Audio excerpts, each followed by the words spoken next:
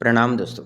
जैसे कि आप तंत्र योगी और नंदिनी की कहानी तक आपने सुना होगा, कैसे तंत्र योगी को पता चल जाता है प्रेम की ऊर्जा से और वो फिर अपने समस्त पूर्व जन्मों को याद करता है। कैसे वो जो ऊर्जा आई होती है उसका वो बंधित करता है और उस अंश को, नंदिनी से जी आत्मा के अंश को, और उससे वो शरीर का रूप दे देता है, मतलब उसका अवचेतन होता है जो नंदिनी का। और उससे बहुत सारी पुरानी जन्मों की यादें करता है, याद दिलाते हैं, डिस्कस करते हैं। जो पुरानी यादों को वो अ, फिर से ताज़ा करने की कोशिश करते हैं और बातें करते हैं। और प्रेम में एक महत्वपूर्ण होता है ना कि बातें करना महत्वपूर्ण होता है, एक-दूसरे से जुड़ाव महसूस करते हैं, एक-दूसरों की बातों को सम्मान देते हैं। तो प्रेम एक ज़रूरी होता है कि बातचीत होना, एक-दूसरे को फीलिंग्स को याद करना, तो ये महत्वपूर्ण होता है। शायद इसीलिए आजकल के जो लड़के-लड़कियाँ जब मुझे बताते हैं क्या हम 6-6 घंटे प्रेम में बात करते हैं प्रेमिका से, समय का पता नहीं चलता। मैं बोलता 6 घंटे ऐसी क्या बातें करते हो? वो बोलते कुछ पता नहीं हो। तो मैं बोलता इससे कुछ लाभ होता है? मैं बोलता कुछ लाभ तो नहीं होता, नुकसान बहुत ज़्यादा हो जाता है। मैंने बोला क्या ही करते हो पता नहीं। तो वैसे ही ये टाइम वेस्ट कर रहे थे, तो देखते हैं हम ये टाइम वेस्ट कितना करते हैं। तो वो नंदिनी पूछती रहती है कि तुम तो इंसान नहीं हो, ब्रह्म राक्षस हो। तो बताता है कि तुम तो इंसान नहीं थे, ब्रह्म राक्षस थे और तुम्हें पता ही नहीं है। तो वो सब याद आता है कि हाँ, मैं एक महिला के घर में गया था और पिछले वीडियो में मैंने विस्तार से वर्णन किया था। हाँ, उस समय थोड़ा लग रहा था कि ज़्यादा वीडियो लंबा हो जाएगा, इसलिए क्या है ना, मेरा थोड़ा-सा क कट करने की कोशिश कर रहा था, इसलिए थोड़ा खुल के बात नहीं हो पाई। तो तब वो बताता है कि कैसे वो एक महिला थी, बहुत ही सुंदर थी, पर उसका बच्चा मृत पैदा होने वाला था। उसको बहुत दया आती है, दुःख आती है, इसलिए वो उस शरीर में प्रवेश करता है और वैसे ही प्रवेश कर देता है और उसको लगता नहीं है कि वो प्रवेश करके ज़िंदा हो जाएगा, या पर वो उस माँ के दूर दुःख को देखना नहीं चाहता था, क्योंकि वो वही उस सुंदर लड़की महिला को देखता है, मतलब सुंदर महिला को देखता है, पर वो महिला एक अद्भुत होती है, उसमें अलग सा आकर्षण होता है, मतलब वो सात्विक आकर्षण कह सकते हैं। ऐसा थोड़ी ना होता है कि कोई वासना से ही देखे। एक सुंदर स्त्री होती है तो उसको देखता है तो उसको देखकर एहसास होता है और वो इतनी प्रसन्न और मुद्रा में होती है, अपने बच्चों के लेकर खुशी होती है कि मेरा बच्चा आने वाला है इस महीने में। तो वो सोचती रहती है, तो अ, उसको दुःख में नहीं देखना चाहता, क्योंकि उसका बच्चा मरने वाला होता है।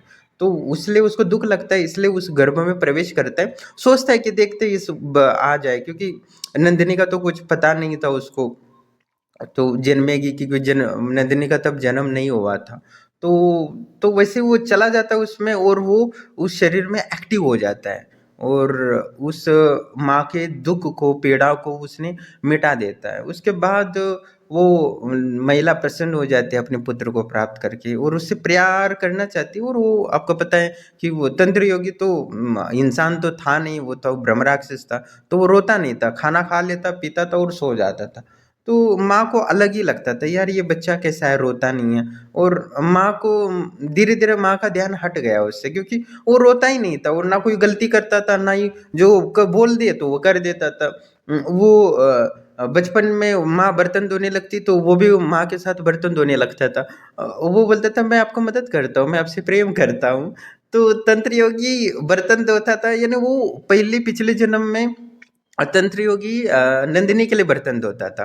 तो वो वही स्वभाव उसको बचपन में था। तो माँ बर्तन धोने बैठती तो वो भी बर्तन धोने बैठता, या माँ के कपड़े धोती तो वो भी कपड़े धोने लगता था। मतलब माँ सोचती थी कहीं लड़का अंदर से लड़की तो नहीं है। उसको माँ बहुत चिंता होती थी, मतलब ये ना बाकी लड़कों के साथ खेलने जाता है और लड़कों के साथ खेलने भी नहीं जाता और घर में ही मेरे कामों में मदद करता है।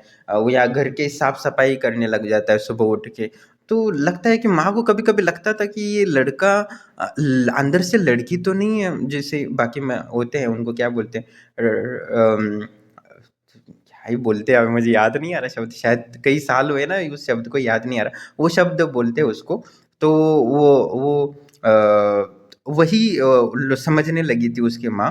तो क्योंकि वो बर्तन धोता था, कपड़े धोता था, घर सुबह उठते ही घर का साफ-सफाई कर देता, सारा काम कर देता। तो जैसे-जैसे बड़ा होता तो माँ को लगता है ये तो लड़का अलग है, ना खेलने में इसको इंटरेस्ट है, ना कुछ खाने में इंटरेस्ट है, ना कोई ज़िद ये करता है। पर कभी-कभी उसको ये कोई चीज़ पसंद आए ना, तो जब तक वो चीज़ ना मिले ना तब तक वो छोड़ता नहीं था। कितनी भी बड़ी चीज़ हो तो उससे वो परेशान थी। बस एक ही चीज़ से वो परेशान थी, क्योंकि उसको कोई चीज़ पसंद आई ना, तो वो जब तक नहीं मिलता ना तब तक वो छोड़ता ही नहीं था। भले 1 साल लग जाए, 6 महीने साल, 2 साल तक एक चीज़ को पसंद आई थी तंत्र योगी को, वो प्राप्त करने के लिए माँ से 2 साल तक बेटा कि मुझे वही चाहिए।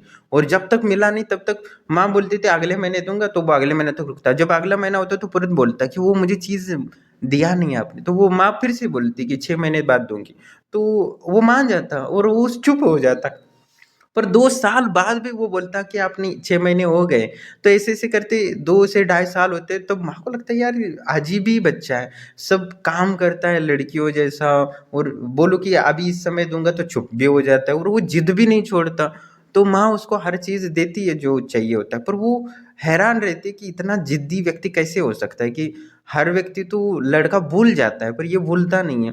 तो माँ को समझ में ही नहीं आता ये क्या है? पर वो सारी समझदारी की बात उसमें अंदर होती है ना, तो माँ का ध्यान छूट जाता है, क्योंकि उसको ध्यान देने की ज़रूरत नहीं। जैसे बाकी महिलाओं के बच्चे होते हैं, थोड़ा भी कुछ हो तो रोने लगते हैं, थोड़ा भी कुछ हो जाए तो ये होने लगता है, बस ये चीज़ होती है। तो वो अलग ही आदमी था, एक बार एक शब्द बोल दी तो वो वही करता था। माँ जो बोले, जैसे रोबोट जैसा होता है ना, वैसा ही आधा रोबोट तंत्र योगी था। तो अ, तंत्र योगी की हरकतें अलग ही थी दुनिया से, तो वो बस इतना ऊर्जावान था कि वो कभी झगड़ा भी हो जाता तो माँ से पहले वो किसी आस-पास में कोई झगड़ा, छोटा-मोटा झगड़ा भी हो जाता तो वो गालियाँ देना शुरू कर देता था। मतलब वो माँ के, तो जो बाकी वाले झगड़े करने वाले थे ना, वो भी यार ये लड़का कैसा है कि इतना छोटा होकर भी इतना ब ताकतवर दिख रहा है, तो वो अलग ही था उसके स्वभाव में। तो वो ऊर्जावान, प्रचंड ऊर्जा दिखती थी, तो ऐसे ही उसकी जीवन चलती रही। उसके बाद तंत्र योगी की वो कहानी बताता है नंदिनी को, तो नंदिनी भी अच्छा लगता है उसको ये कहानी सुन के। तो वो और बातें करती है कि, तो नंदिनी बोलती हैं कि आगे कि तुम, वो जो नंदिनी है जिसका शरीर है, जो चेतन बुद्धि वाली है, जो मंदिर में एकदम सफ़ेद कपड़े पहन के एकदम विधवा की तरह ऐसे रो रही है, जैसे अपने विरह, अपने पति को याद कर रही हो ऐसा। तो उसके पास क्यों नहीं जाते हो? उसके पास क्यों नहीं जाते? तुम्हें तो जन्मों-जन्मों का नॉलेज है उसके प्रति, उसका ज्ञान का तुम्हें नॉलेज है, या जितना मतलब सब कुछ तो पता चल गया है तुम्हें, तो फिर भी तुम उसके पास क्यों नहीं जा रहे हो? तब तंत्र योगी बोलता है मुझे उससे डर लगता है। तब नंदनी हँसने लगती, तुम तो ब्रह्म राक्षस हो, तांत्रिक हो, योगी हो, आनंदानुभूति समाधि प्राप्त हो, तुम तो यक्षिणियाँ बना सकते हो, क्या-क्या कर सकते हो, देवी-देवता हैं, इतने साथ हैं, फिर भी तुम उस लड़की से डर रहे हो जिसके पास कोई ऊर्जा नहीं है, कुछ नहीं है। वो बोला वो दिखती तो वैसी ही है वो, और नंदिनी बोलती है दिखती क्या है, मतलब वो तो अभी शिव मंदिर में बैठी पड़ी है, एकदम नाराज है, दुखी है, तो वो क्या तुम्हारा बिगाड़ सकती है? संभव है कि तुम्हारा वो कुछ बिगाड़ सकती है। तंत्र योगी बोलता है वो वैसी नहीं है, उसको तुम जानती नहीं हो। क्योंकि जो शिव मंदिर में पड़ा है वो चेतन बुद्धि होती है, जो नंदिनी होती है जो तंत्र योगी के पास, वो अवचेतन होता है। तो अवचेतन चेतन दोनों अलग होते हैं, एक दूसरे को कभी एक नहीं हो सकते कभी भी, और जिसने एक कर लिया वो मालामाल होता है। तो आगे ये विस्तार से कहानी में आएगा, जब चेतन अवचेतन एक साथ होते हैं तो क्या होता है, बुद्धि एक हो जाती है तब क्या होता है, वो 100% हो जाती है बुद्धि, तब व्यक्ति कैसे ताकतवर बनता है और क्या-क्या कर सकता है, वो सब धीरे-धीरे आएगा। अभी यह आता है कि नंदिनी बोलती है कि ऐसा क्या है कि वो तो कुछ कर नहीं सकती, मुझे तो नहीं लगता कि वो तुम्हारा कुछ बिगाड़ सकती है। तो तुम इतना डर रहे हो और उसके पास नहीं जा रहे हो और जाने की सोचते भी नहीं हो, तुम अजीब हो प्रेमी। उसके लिए तुम अमर बनने के लिए इतनी प्रयास कर रहे हो, उसको अलग तंत्र का, यंत्रों का निर्माण कर रहे हो और उसके पास जाने के लिए डरते हो। मतलब क्या है? तुम्हारे पास कुछ कमी नहीं है, जैसे कुछ पैसे की कमी हो या कुछ हो, फिर भी तुम उसके पास नहीं जा रहे हो। मतलब क्या है तुम? मुझे कुछ समझ नहीं आ रहा। जब नंदिनी तंत्र योगी को बोलती है, तो तंत्र योगी बोलता है कि वो वैसी नहीं है। उसकी परम ऊर्जाओं को नियंत्रित करना इतना आसान नहीं है, क्योंकि जन्मों-जन्मों से उसकी आत्मा में ऊर्जाएँ मैंने स्थापित की है। उस ऊर्जाओं को ऊर्जा होती है, वो नष्ट भी कर सकती है और बना भी सकती है। जैसे आग होता है, वो आपको खाना-पीना, पकवान या अपनी खाना भी पचा सकता है। पेट में जो अग्नि होती है, वो खाना पचाती है। जो बाहर जो अग्नि होती है, वो आपको उष्णता भी देती है और आपको खाना पका के भी देती है। वो आपको जीवन को स्वाद का निर्माण भी करती है और कोयला जला के हम बिजली भी निर्माण करते हैं, जिससे फ्रिज, बिजली, लाइट वगैरह सब जलता है। तो आजकल तो कोयला से ही बनता है ना, आग से ही बनता है रोशनी या बिजली। तो वो ऐसा होता है, तो उस नियंत्रित नहीं कर सकते हो, तो वो बिजली या तो नियंत्रित करोगे तो सब कुछ लाभ देगी, अग्नि नियंत्रित है तो लाभ देगी, और समझो वो नियंत्रित नहीं है तो तुम्हें भस्मीभूत कर देगी। तो अभी मैं नंदिनी को नियंत्रित नहीं कर सकता और ना वो खुद अपने आप को नियंत्रित कर सकती। जैसे अग्नि होती है, वो कभी भी अपने आप को नियंत्रित नहीं कर सकती, वो बहती रहती है। अग्नि जहाँ वायु आएगी, जहाँ उसको सहारा मिलेगा, वहाँ सहारा लेके वो जलती रहेगी। इसलिए उसको कोई रोका नहीं जा सकता। तो नंदिनी पूछती है, ये नंदिनी जो है इतनी दुखी है, इतना पीड़ित है, इतना बेचैन महसूस करती है, इतना अधूरापन महसूस करता है, पर तुम एक बार भी उसके पास नहीं जाते हो। तुम इतना इससे प्रेम करते हो, उसके लिए इतना कर रहे हो, पर एक बार भी उसको एहसास नहीं देते हो अपने आप का। तो वो बोलता है कि नहीं, वो जिस हाल पे है उसने हाल पे रहो, क्योंकि वो एक प्रचंड ऊर्जा है, उसको नियंत्रित कर सकते हैं तभी उसके पास जा सकते हैं। समझो उसको बिना नियंत्रित किए उसके पास जाएँगे तो हम नष्ट हो जाएँगे। क्योंकि पिछले वीडियो में मैंने बोला था कि नंदिनी तंत्र योगी से 1 लाख गुना ताकतवर है, बस उसको पता नहीं है। हाँ, ये है कि उसके पास जो ऊर्जा है वो तंत्र योगी ने डाली है अंदर, और वो उस ऊर्जा को वो स्वयं नियंत्रित नहीं कर सकती है। जैसे कि एक गुरु होता है, अपने शिष्यों को समस्त ऊर्जाएँ डाल दे अंदर, तो वो उस ऊर्जा को वो नियंत्रित नहीं कर सकता, पर उसमें सामर्थ्य आ सकता है किसी को जलाने की। पर उस ऊर्जा को नियंत्रित करके जन कल्याण नहीं कर सकता। इसलिए फ्री में ऊर्जा मिली हुई व्यक्ति किसी को दे देता है, गुरु शिष्य को, तो बिल्कुल भी वो ऊर्जा को नियंत्रित नहीं करेगा और वो खुद को ही नष्ट कर लेगा और अपने दूसरों को भी हानि पहुँचाएगा। जैसे मैंने कल एक वीडियो डाला था लोहार का। लोहार को तो एक तांत्रिक ने मंत्र देता है, उस मंत्र से उसको करोड़ों रुपए का लाभ होता है, और उस करोड़ों रुपए का वो सही इस्तेमाल नहीं कर पाता। इस वजह से क्या होता है, वो खुद भी मर जाता है और वो जो बच्चे का पुण्य होता है वो भी नष्ट हो जाता है, और उसकी पत्नी का पुण्य होता है वो भी नष्ट हो जाता है, क्योंकि जो उन्होंने पुण्य किया नहीं होता और उससे ज़्यादा उन्होंने कर्म भोग लिया। तो इस वजह से जो उनका जीवन जो लॉटरी नहीं लगने का योग था, और वो लॉटरी नहीं लगने वाली थी, उनका जीवन ऐसे ही जो रोज़ कमाते, रोज़ खाते और वैसे ही एक जीवन कट जाता आराम से। पर उन्होंने क्या किया, अपने जीवन को, भाग्य को बदल दिया मंत्र शक्ति से, और उन्होंने जो ऊर्जा बनाई या चमत्कार करके, मतलब तांत्रिक ने जो चमत्कार किया था लॉटरी लगा के, उस चमत्कार से उन्हें प्रभावित किया भाग्य का। तो उनके जो सुख भोगने की क्षमता थी, जो 15 अगले 40 साल तक जो सुख भोगना था, वो उन्होंने एक ही साल में भोग के अपना पुण्य खत्म कर लिया। उस बच्चे का भी पुण्य खत्म कर दिया, और उस स्त्री का भी उन्होंने पुण्य खत्म कर लिया, और खुद का भी पुण्य खत्म कर लिया, और प्रकृति ने सारी शरीर की ऊर्जा खींच ली, क्योंकि 1 करोड़ रुपए लिया था। पर वही 1 करोड़ रुपए उसने अपने गुरु को 10% अंश समर्पित किया होता, और गुरु से बोलता है कि गुरुदेव मैं इस धन का क्या करूँ? उसमें मुझे सही मार्गदर्शन दो। तो वो इन्वेस्टमेंट करता है, या लोहा का दुकान भी खोलता है, या मज़दूर लगाते, तो जीवन भर वो दुकान बंद करने की जगह दुकान को और एक्सपांड करता, और 2-4 और लोहार के मज़दूर लगाता और अपना काम चालू रखता, और उस धन को नियमित रूप से वेश्या के पास जाना तो जाता, पर उसको नियंत्रित में भोग करता, तो उसका करोड़ रुपए भी बचते, उसकी पत्नी विधवा भी नहीं होती, उसके बच्चों को कम उम्र में लोहार का काम ना करना पड़ता, सब कुछ हो जाता, पर उसने सब कुछ बर्बाद कर लिया। तो यही होता है कि जब बिना परिश्रम के कोई ऊर्जा मिलती है, वो अपने आप को ही नुकसान पहुंचाती है। तो तंत्र योगी बोलता है कि बिना परिश्रम के कोई ज्ञान मिले या ऊर्जा मिले, वो उसका हानि ही देगी भविष्य में। तो जो तंत्र योगी ने अपनी नंदिनी को जल्दबाजी में अमर अमर बनाने के लिए जो प्रचंड ऊर्जा डाली थी, उस ऊर्जा के कारण वो स्वयं भी उसके पास नहीं जा सकता था, क्योंकि वो उतना खतरनाक बन गई थी। 1 लाख गुना तंत्र योगी से ताकतवर हो गई थी। इसलिए वो या तो वो आपको खुद को ही नुकसान पहुँचा रही थी, क्योंकि खुद ही वो जल रही थी अपनी अग्नि में, वो ऊर्जा से, क्योंकि वो ऊर्जा प्रचंड होती है। वो जैसे कि एक पुरुष होता है, उसको वीर्य शरीर में मात्रा बढ़ जाती है तो उसको वासना उत्पन्न होती है, वो नियंत्रित नहीं कर सकता, उसको उस वीर्य को बाहर निकालना पड़ता है। तो या तो वो हस्तमैथुन कर लेता है, या तो वो किसी महिला का बलात्कार कर देता है, या तो अपनी पत्नी है तो उसके साथ उसकी इच्छा हो या ना हो वो कर लेता है, क्योंकि उसको उस ऊर्जा तो है पर उसमें नियंत्रित नहीं। वो बीज तो है जो संसार, समस्त संसार उसी वीर्य के बदौलत ही नहीं तो निर्माण हुआ है। समझो वीर्य ना होता तो संसार का कल्पना नहीं किया जा सकता, वो इतना महत्वपूर्ण है, पर लोग उसको घृणा करते हैं क्योंकि वो ऊर्जा को नियंत्रित नहीं कर सकते।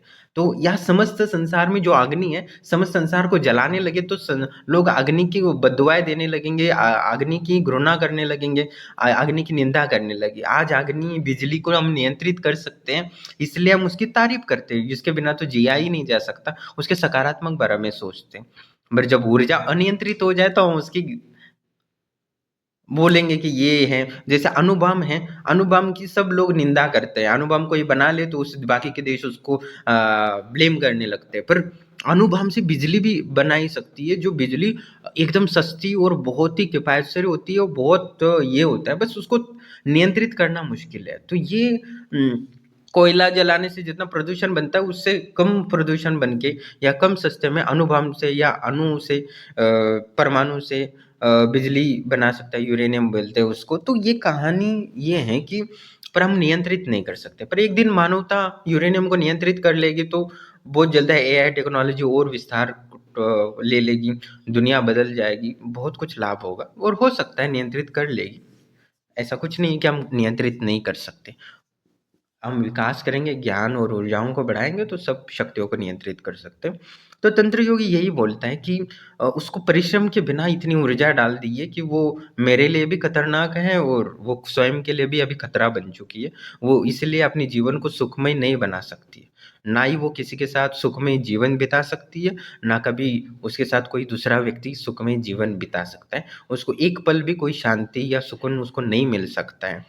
तो ये बोलता है तुम्हें ये नहीं पता था कि तुम इतनी प्रचंड ऊर्जा डाल रहे हो और इतना नुकसान होने वाला है, या उसको एक क्षण भी वो चैन से बैठती नहीं है, या समझ हर पल वो उसका जीवन दुखमय और तड़प और बेचैन में बीत रहा है। तो तंत्र योगी बोलता है हाँ पता है, पर ऊर्जा या अमरत्व प्राप्त करना इतना आसान नहीं है। उसकी तकलीफें इतनी मुझे बहुत बेचैन करती है, दुख देती है, पर इससे ये तो प्रक्रिया है अमर होने के लिए या विस्तार होने के लिए या परम पुरुष होने के लिए।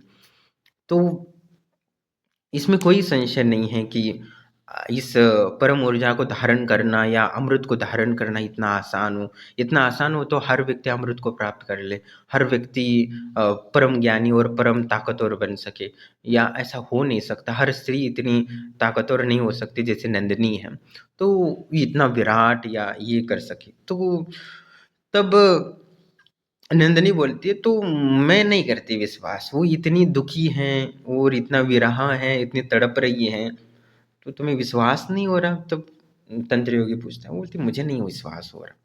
तो देखो ठीक है मैं अभी जाता हूँ। तो जो तंत्र योगी होता है तो वो नंदिनी से मिलने चला जाता है। तो जैसा रूप था उसका उसी रूप में चले जाता है। जैसे वो नंदिनी थी, वो सफ़ेद कपड़े पहनी हुई एकदम विरहा रूप में सोचती रहती, वो बेचैनी होती रहती उसको हृदय में। कोई तो है जो मैं उससे प्रेम करती हूँ, जो कमी है वो पूरी होगी। उसको बहुत तड़प महसूस होती है, वो वैसे ही बैठी रहती है, दुखी आँखों में आँसू होते हैं पर आँखों से आँसू नहीं निकलते। वही वो गहरी चिंताओं में होती है। तो तंत्र योगी जाता है उसके पास और पूछता है कि आप मुझसे प्रेम करती हो?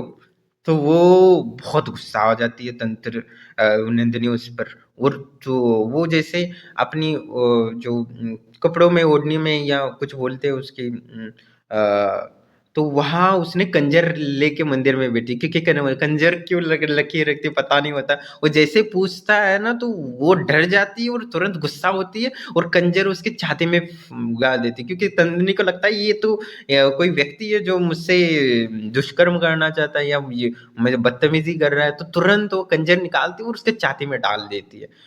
तो उस तंत्र योगी क को कुछ समझ में भी नहीं आता, वो तुरंत उसको मारने लगती है खंजर से, और तंत्र योगी वहां मर जाता है। बोलने का मौका भी नहीं देती, बस इतना बोलता है कि मैं आप मुझसे प्रेम करती हो का, बस इतना सुनते वो गुस्सा हो जाती है और खंजर उसके छाती में डाल देती है तंत्र योगी को, और तंत्र योगी को मार डालती है। और उसके बाद तंत्र योगी को मारती है, और गुस्से में इतना मारती है कि वो खुद गुस्सा होती है, वो शांत नहीं होती, और वो अपना हाथ धो के ना फिर वहां से चली जाती है, और उसको कुछ पश्चाताप नहीं होता। आप सोचोगे कि लड़के ने उसको मार दिया और कुछ उसको पश्चाताप हुआ होगा, तंत्र योगी नंदिनी को कुछ भी पश्चाताप नहीं होती, और अपना हाथ धो के आराम से जैसे कुछ हुआ नहीं है वैसे अपना वो घर चली जाती है वापस। जैसे घर में जाती है तो घर में जाके अपने माता पिताओं से जैसे बात करते रहते हैं वैसे वो बात करने लगती है, वैसे नॉर्मल हो जाती है। वो उसको कुछ फर्क नहीं पड़ता, उसका स्वभाव, उसका दिमाग, उसको कुछ ये फर्क ही, ऐसी वो दिमाग वाली होती है।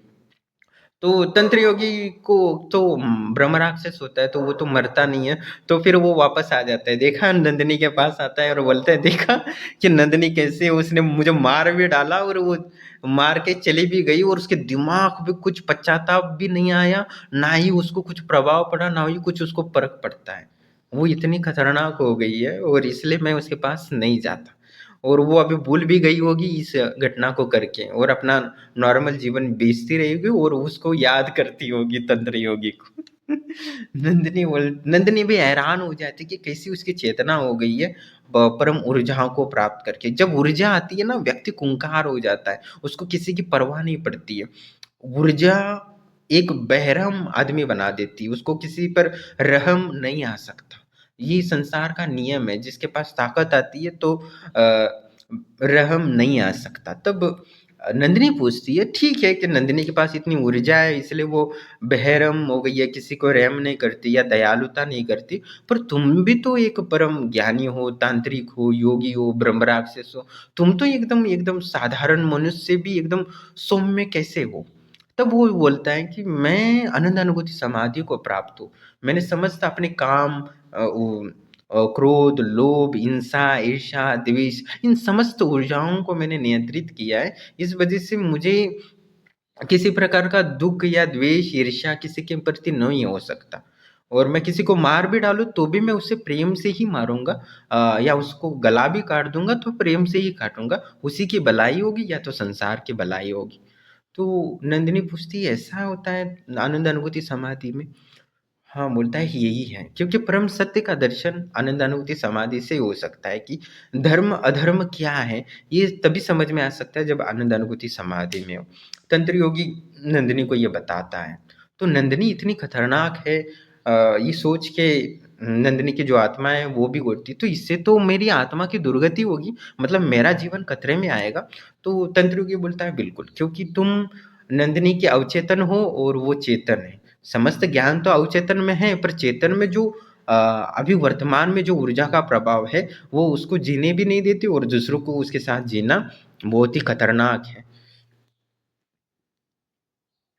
तब नंदिनी और गहराई से सोचती है और तंत्र योगी से फिर से पूछती है कि नंदिनी पूछती है कि तंत्र योगी, मतलब कि तुम्हें नंदिनी मारा, कंजर से तुम्हें छाती पर आघात किया, फिर भी तुम्हें दुःख नहीं हुआ कि वो तुमसे प्रेम नहीं करती हैं, ना तुम्हें पहचान पाई हैं, फिर भी तुम उससे उतना ही प्रेम करते हो, या तुम्हारे मन में उसके प्रति क्रोध क्षण में नहीं आया, कि द्वेष नहीं आई या घृणा नहीं आई, या तुम्हें कोई बेचैनी महसूस नहीं हुई? जो बाकी प्रेमी होता सिर्फ एक शब्द भी बोल देता कि तुम लड़की, या बाकी लड़की या किसी पुरुष को बोलती कि मैं तुमसे प्रेम नहीं करती, तो उसी समय वो गुस्सा करता, घृणा करता, या हो सकता है कि वो उसको उसे ही मार देता। तो तंत्र योगी से ये पूछती है, तो तंत्र योगी बोलता है, नहीं, मैं उससे जन्म जन्मों से प्रेम करता, हो सकता है कि इस जन्म में वो मुझसे प्रेम ना करे, किसी और से शादी कर ले, तो भी मैं उसका अगले जन्म इंतजार करूंगा।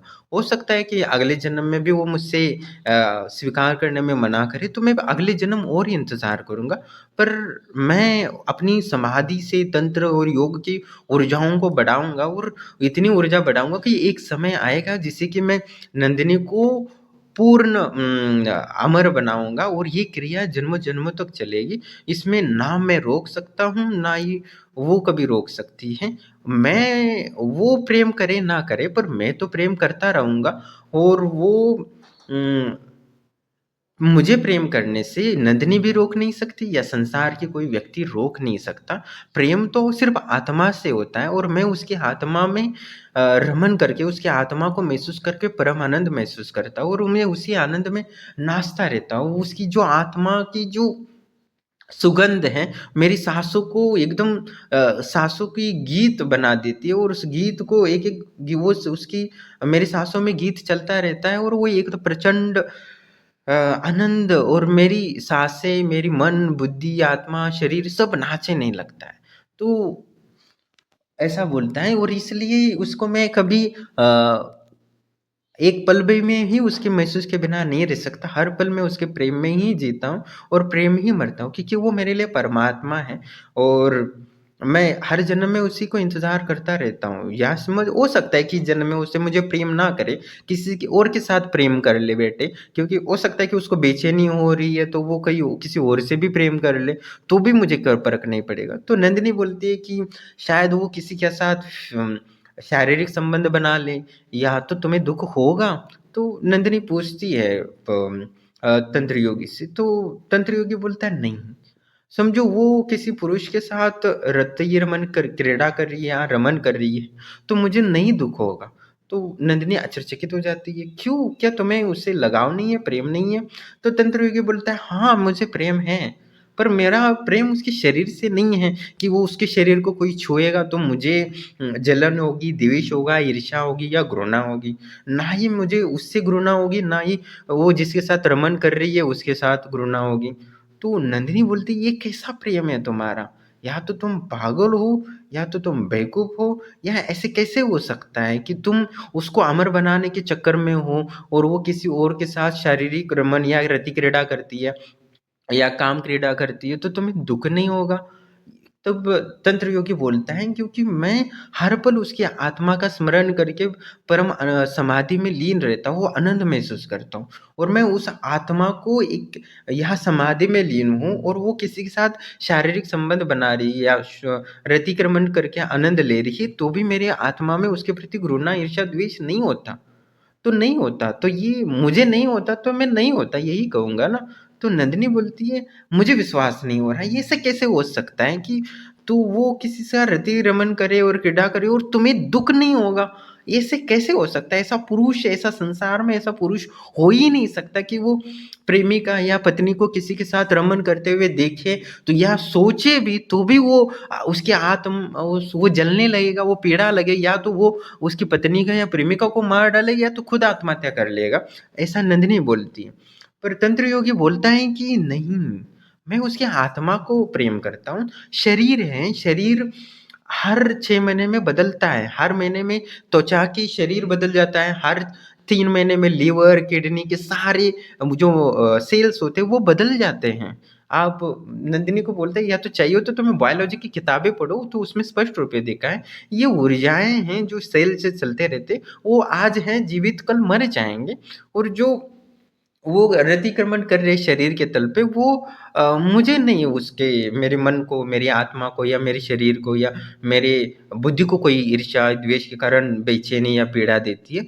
मैं उसकी आत्मा से प्रेम करता हूँ और वो आत्मा का प्रेम मुझे महसूस होता है। वो मुझे स्मरण करती हैं, भले ही पता ना हो कि मैं तंत्र योगी से वो प्रेम करती हैं, पर वो स्मरण करती हैं। और तो उसकी जैसे ही वो स्मरण करती है तो उससे जो ऊर्जा है मेरे आत्मा को प्रभावित करती है और मैं उसके आनंद में समाधि लगाता हूँ। तो मुझे जो चाहिए वो उससे मिल रहा है, तो मैं क्यों उसके जीवन में हेर-फेर करूँ? वो किसी के साथ शारीरिक रति क्रीड़ा करना चाहती है तो मुझे कोई फ़र्क नहीं पड़ता। या इस जन्म में नहीं कई जन्मों तक वो किसी और के साथ शादी करके अपने जीवन को बिताती है तो भी मुझे फ़र्क नहीं पड़ता है। तब नंदिनी फिर कन्फ्यूज़ होता है ऐसे कैसे हो सकता है?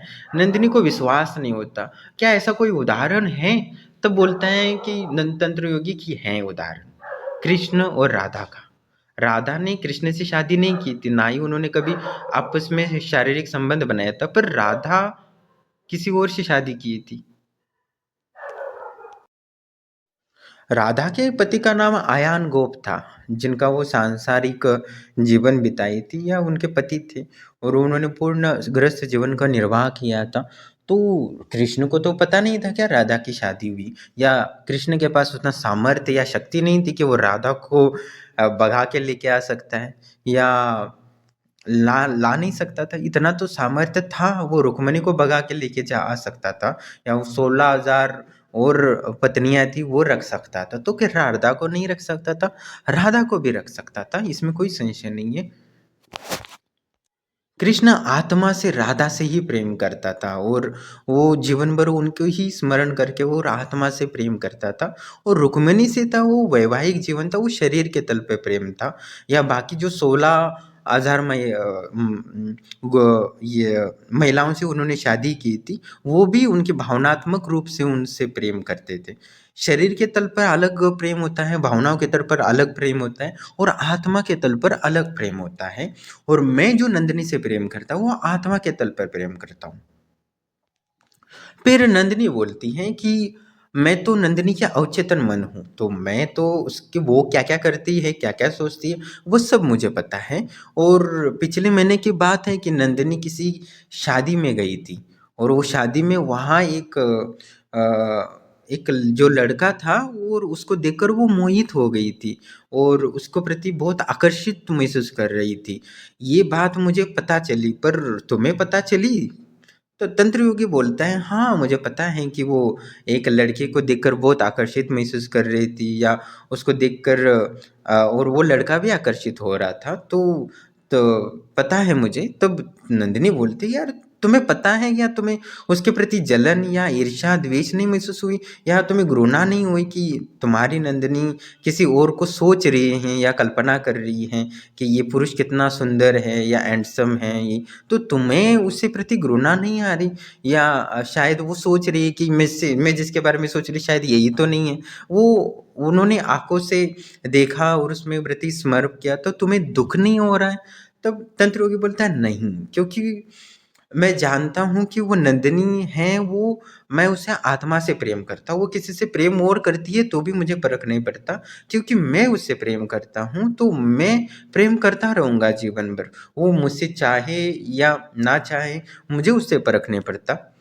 पर नंदिनी फिर कन्फ्यूज़ हो जाती है कि ऐसा कैसे होता है? तुम्हें क्या मिलेगा इससे प्रेम करके?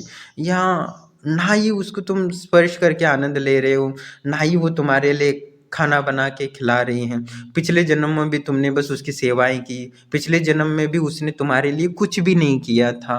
वो ऐसा कुछ भी चीज़ नहीं था। तुम्हारे लिए तो पूरा जीवन भर वो तुम उसके लिए परिश्रम करते रहे, पूरा जीवन उसके लिए खाने-पीने की, रहने की सारी व्यवस्था करते थे, उसके लिए सब कुछ देते थे, उसकी शारीर की इच्छाएँ थी वो भी तुम ही पूरी करते थे। तुम तो अपनी उसके साथ रमन भी करते तो उसकी संतुष्टि के लिए करते थे, खुद के लिए क क कभी उसके साथ रमन नहीं किया एक बार तुमने। तो ये ऐसा क्यों? नंदिनी और बोलती हैं कि पिछले जन्म का मुझे याद है, तुमने कभी भी अपनी शरीर की संतुष्टि नहीं की उसके शरीर को उसके साथ रमन करके। तुमने कभी भी उसके साथ रमन किया तो सिर्फ़ उसकी संतुष्टि के लिए तुमने रमन किया है, ना ही अपनी वासना को कभी पूर्ति नहीं की है। तुमने इतने सालों, इतने जन्मों तक रहे हैं, पर कभी भी तुमने उसको वासना के रूप में या अपनी तृप्ति का या अपनी भोग की वस्तु समझ के उसके साथ रमन नहीं किया। तुम ऐसा कर सकते थे, तब तो तुम्हारे पास थी वो नंदिनी। तब भी तुमने नहीं किया ना। अभी वो किसी और के बारे में सोचती भी है तब भी तुम्हें कुछ नहीं होता। मतलब तुम वास्तव में उससे प्रेम करते हो कि नहीं करते? क्योंकि मुझे नहीं लग रहा कि प्रेम होता है तो वो एक दूसरे से जलते हैं या जलन होती है या पीड़ा होती है, पर तुम्हें तो पीड़ा भी नहीं होती है। नंदिनी तुम्हें प्राप्त होती है तो भी तुम खुश रखते हो, सुख आनंदित महसूस दिखते हो, और वो प्राप्त होती है तो भी तुम्हें आनंद महसूस होता है। मतलब तो वो किसी के साथ रति रमन करे तो भी तुम्हें कुछ फ़र्क नहीं पड़ता, या वो किसी और के बारे में सोचती है तो भी तुम्हें फ़र्क नहीं पड़ता। मुझे शंका है कि तुम उससे प्रेम नहीं करते, तुम्हारा कोई स्वार्थ है क्या? मुझे समझ नहीं आ रहा, नंदिनी बोलती है तंत्र योगी से। तंत्र योगी बोलता है, नहीं, मैं उसे बहुत प्रेम करता हूँ, उसकी आत्मा से प्रेम करता हूँ। आत्मा कभी मरती नहीं है और कभी नष्ट नहीं होती। और साइंस की किताबें भी पढ़ो, energy neither destroy neither create, only transfer one form to another form, ऐसे बोलता है। तंत्र योगी, क्योंकि तंत्र योगी साइंस भी पढ़ता है ना इसलिए। तो तंत्र योगी बोलता है जो नंदिनी है वो एक एनर्जी है, वो एनर्जी से मैं प्रेम करता हूँ और मैं हूँ, मैं भी एक एनर्जी हूँ। आज मैं ब्रह्म राक्षस हूँ तो कल मैं बच्चा भी था और कल एक बूढ़ा भी हो सकता हूँ और कभी वो कई जन्मों पहले मैं बैल गाय वगैरह मैं भी रह चुका हूँ। आज मैं ब्रह्म राक्षस हूँ तो कई जन्मों पहले मैं बैल भी था, मैं गाय भी बन चुका हूँ और अंतिम जरा मेरा पशु वाला जो योनि था वो बैल वाला था। तो मैं बैल भी था तो तब मैं खेती जोतता था, चारा खाता था। तो आज मैं चारा खा रहा हूँ क्या? नहीं खा रहा। तब मेरा शरीर अलग था, अब शरीर अलग है। और इंसान था तो तब मेरा शरीर अलग था, अब मैं ब्रह्म राक्षस हूँ तो मुझे खाने पीने की या सोने की नींद की ज़रूरत नहीं पड़ती। तो मैं 24 घंटे काम करता रहता हूँ मानव शरीर में रहकर भी, क्योंकि ऊर्जा मैं उसको देता रहता हूँ। तो वैसे ही तो मैं उससे प्रेम बहुत करता हूँ और मैं उसकी खुशी में, उसकी संतुष्टि में ही मुझे खुशी मिलती है। ये है। पर नंदिनी बोलती है नहीं, मैं नहीं मानती ऐसा कोई हो सकता है कि दूसरों की खुशी में खुश हो जाए और ये माने। तुम्हें वास्तव में क्या मिल रहा है? क्या तुम्हारे जीवन में कुछ लाभ हो रहा है? क्योंकि तुम्हारा जीवन अनंत शाश्वत है, तुम ब्रह्मज्ञानी हो, अनंत अनुभूति समाधि को प्राप्त हो। फिर भी मैं समझ नहीं पा रही हूँ कि तुम्हें क्या लाभ हो रहा है नंदिनी से, क्या लाभ हो रहा है? मैं नहीं समझ रही हूँ। तंत्र योगी बोलता है नहीं, मुझे बहुत लाभ हो रहा है। वो बोलती, नंदिनी बोलती नहीं, मुझे समझ नहीं आ रहा, कुछ ना कुछ गड़बड़ी है या कुछ, या तो तुम्हारी मानसिक स्थिति ठीक नहीं है या तो तुम कुछ और बात कर रही हो जो मैं समझ नहीं रही हूँ। तंत्र योगी बोलती है ठीक है, मैं फिर से बोलता हूँ, तुम शांति से सुनो। मैं अमर हूँ, शाश्वत हूँ, मुझे पता है। मैं बैल भी बन सकता हूँ कभी, या कभी मैं इंसान भी बनूंगा, कभी ब्रह्म राक्षस भी बनूंगा। आज मैं ब्रह्म राक्षस हूँ तो कभी हो सकता है कि मैं प्रकृति मुझे, मेरी शक्तियाँ समाप्त हो जाए और मैं क्योंकि मैंने ब्रह्म राक्षस खुद अपने आप से चुना है, अपनी अपनी क्योंकि मैं परलोक नहीं जाना चाहता। परलोक जाने से मेरा पुण्य नष्ट हो सकता है, जिस वजह से मैं अपनी नंदिनी को अमर नहीं बना सकता और इस वजह से मैं परलोक नहीं जाता, वैकुंठ लोक, कैलाश या वहाँ। क्योंकि वहाँ रहने का वहाँ जाऊँगा तो मेरी पुण्य ऊर्जा लेंगे और वहाँ रहने की व्यवस्था देंगे, पर वहाँ सिर्फ सुख मिल सकता है। वहाँ कोई चीज़ मिल सकती है या अप्सरा होती है, उसके साथ रमन करना करूँगा तो तुरंत मेरी ऊर्जा जो पृथ्वी लोक में मैंने जो कमाया है वो वेस्ट हो जाएगा। जैसे कि मैं समझूँ कि मैं कभी किसी क्लब में गया तो वह कैसीनो गया, वह महिलाएं होंगी, उनकी वेश्याओं के साथ रमन करूंगा तो उसको पैसे देना पड़ेगा, शराब पीऊंगा तो उसको भी पैसे देना पड़ेगा। और मैं जितना पैसे लेके जाऊंगा तो वहाँ सारा खत्म हो सकता है, पर वहाँ जाके मैं कोई पैसा कमा नहीं सकता, क्योंकि वहाँ कोई ये नहीं कमाने का साधन। तो बस वही है कि पृथ्वी पैसा कमाने का साधन है, पुण्य कमाने का साधन है। मैं दूसरों की सेवा करके पैसा कमा सकता हूँ, दूसरों को दुखों को दूर करके उसके बदले में कुछ देकर मैं यहाँ पुण्य एकत्र कर सकता हूँ और वो पुण्य परलोक में भी यूज कर सकता हूँ और वही पुण्य अमर बनने के लिए भी यूज कर सकता हूँ। तो मैं जो पुण्य इकट्ठा कर रहा हूँ वो नंदिनी को अमर बनाने के लिए कर रहा हूँ। तो ये शाश्वत जीवन की कहानी है, रहस्य है। तो मुझे क्या लाभ हो रहा है मैं बताता हूँ।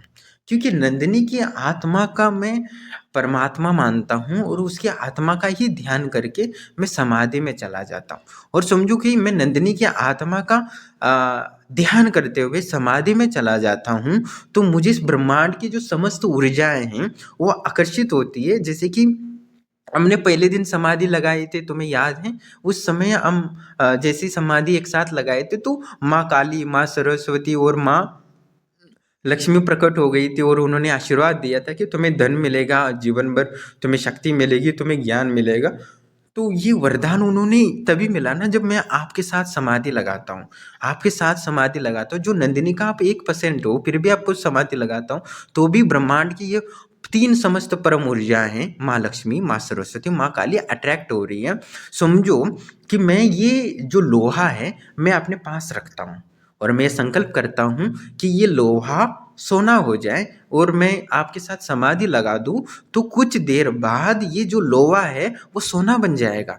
ब्रह्मांड में सोना है, मतलब ब्रह्मांड में जो कण है वो सोना पहले जो सोना जो पृथ्वी तल में है गर्भगृह में, वो सोना पहले ब्रह्मांड में था। जब पृथ्वी बन रही थी तो बहुत सारे तत्व हैं वो सोने के रूप में जो था ब्रह्मांड में, वो पृथ्वी बनते समय इसमें भूतल पे आ गई, गिरी, और उसी में उसी के कण या उसी के खदानें मिलते हैं तो उसी का जो पार्ट है ना हमें मिलते हैं और उसी को सोना हम यूज करते हैं। वो सोना सीमित है, पर ब्रह्मांड में जो सोना है वो असीमित है। उसको आकर्षित मैं अपनी नंदिनी के साथ समाधि लगाता हूँ तभी आकर्षित कर सकता हूँ, और वो लोहा है उसको मैं सोना बना सकता हूँ। और कई बार मैं ये सोना बना चुका हूँ समाधि से, और इससे ही मैं अमर और मतलब अमीर बन चुका हूँ, ऐसा नंदिनी को बताता है। ये परम ऊर्जा है जो नंदिनी की आत्मा से ही मुझे आनंद मिल सकता है। मैं किसी और स्त्री में वो आनंद महसूस नहीं करता, क्योंकि मैं नंदिनी से प्रेम करता हूँ। और नंदिनी को, आत्मा को ध्यान मात्र से मैं समाधि में लगा जा सकता हूँ। जो समाधि लगाने के लिए योगी को लिए बहुत सारा प्राणायाम करना पड़ता है, बहुत सारी धारणाएं करनी पड़ती है, ध्यान करना पड़ता है, उसके बाद वो समाधि लगती है। पर नहीं, नंदिनी की आत्मा का स्मरण मात्र से मैं समाधि में चला जाता हूँ, और उस समाधि में इतनी शक्ति है कि लोहे को एक क्षण में सोना बना सकती है। तो ये मुझे लाभ होता है। तो नंदिनी बोलती है तुम्हें लाभ होता है इसलिए तुम नंदिनी से प्रेम करते हो? नहीं, तंत्र योगी बोलता है नहीं, ऐसा नहीं है, स्वार्थ है इसलिए मैं प्रेम नहीं करता हूँ।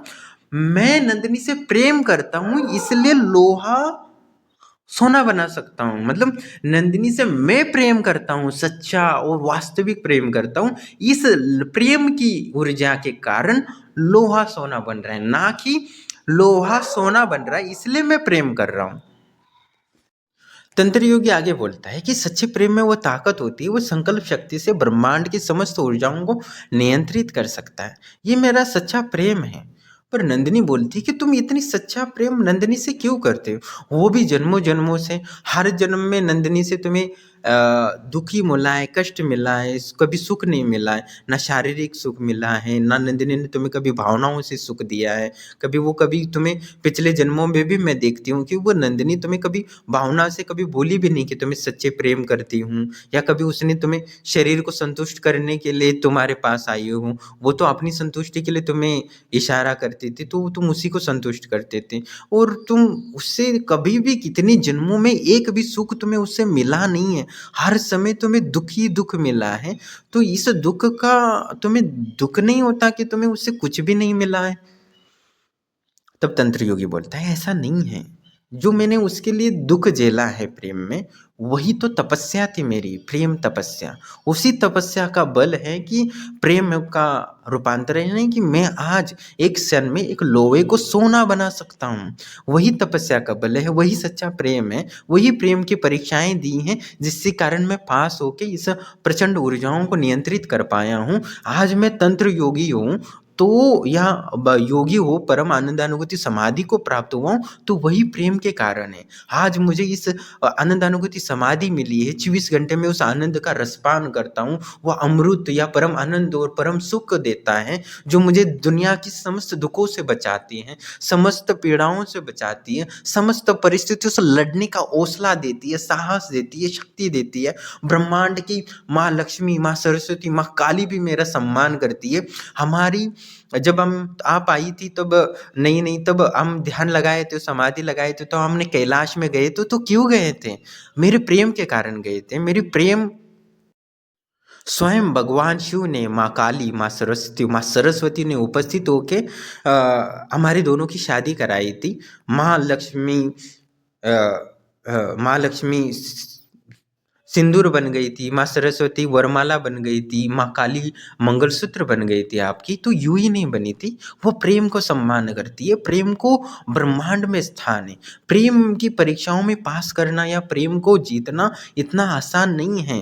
ताकत कोई भी हासिल कर सकता है, ज्ञान कोई भी हासिल कर सकता है, अमृत बहुत सारे राक्षसों ने प्राप्त किया है, पर प्रेम विरला ही कोई प्राप्त कर लेता है। शिव के बाद ही कोई व्यक्ति ने किसी से सच्चा प्रेम किया है, माँ पार्वती से, उसके बाद किसी का स्थान है तो कृष्ण भगवान है, और उसके बाद किसी का स्थान हो तो मेरा ही है। क्योंकि मेरी विलक्षण शक्ति दुनिया समझती, वो बेवकूफ़ है कि मैं बहुत साधना कर चुका हूँ, बहुत तपस्या कर चुका हूँ, इसलिए मैं तंत्र योगी हूँ कि मेरा मुकाबला कोई नहीं कर सकता। पर नहीं, वास्तव में नंदिनी से मैं जो उसके आत्मा का स्मरण करके समाधि लगाता हूँ, वही मेरे वास्तविक परम ऊर्जा का केंद्र है। मैं ब्रह्मांड के समस्त यंत्रों को सिद्ध कर चुका हूँ, तो वो उसी समाधि का परिणाम है। वो नंदिनी के प्रेम की ही समाधि लगाता हूँ उसके आनंद में, और उस आनंद में मैं रस लेता हूँ, बस इतना ही है। और वो समस्त ब्रह्मांड का किंग बन गया हूँ मैं।